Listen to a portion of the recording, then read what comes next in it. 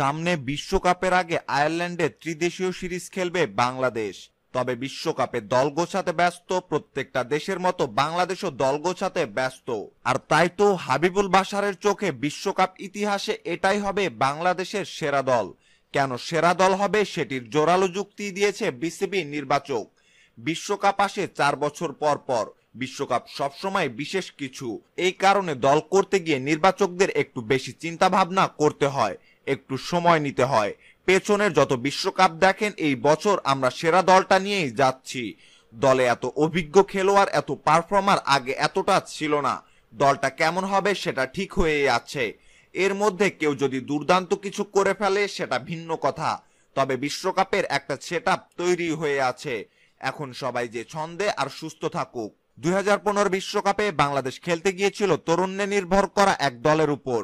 সেই দলে এমনও ক্রিকেটার ছিলেন যারা নিজেদের দ্বিতীয় ওয়ানডে খেলতে নেমেছে বিশ্বকাপের বড় মঞ্চে।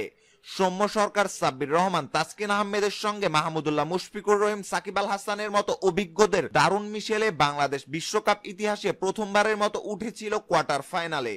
এবার তারুণ্য নয়, বাংলাদেশ যাবে অভিজ্ঞ সব ক্রিকেটারদের নিয়ে। সবশেষ নিউজিল্যান্ডের বিপক্ষে ওয়ানডে সিরিজ খেলা খেলোয়াড়দের মধ্যে মোহাম্মদ মিঠুন কিংবা সাইফুদ্দিনেরও 10 থেকে 15 ওয়ানডে খেলার অভিজ্ঞতা রয়েছে।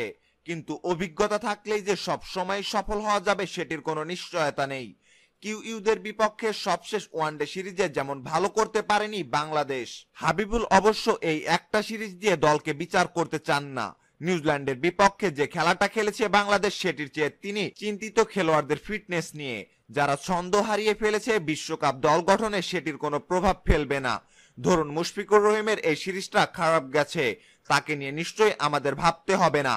বিশ্বকাপ পরীক্ষা নিরীক্ষা করা টুর্নামেন্টের নয়, বিশ্বকাপে একটু অন্যরকম চাপ থাকে। এখানে নতুনদের সুযোগ দেওয়া ঝুঁকিপূর্ণ। তারপরও ঢাকা প্রিমিয়ার লিগ দেখছি, এখানে যদি দুর্দান্ত কেউ কিছু করে থাকে হয়তো আমরা তাকে নিয়ে ভাববো। আমাদের মূল চিন্তা হচ্ছে টিম নিয়ে। দলটা থিতু আছে। বিশ্বকাপে এমন একটা দল নিয়ে খেলতে চাইবেন যারা কিনা অনেকদিন ধরেই একসাথে খেলছে। সম্মানিত ভিউয়ার্স, খবরটি সম্পর্কে আপনার মতামত জানিয়ে কমেন্ট বক্সে কমেন্ট করতে ভুলবেন না।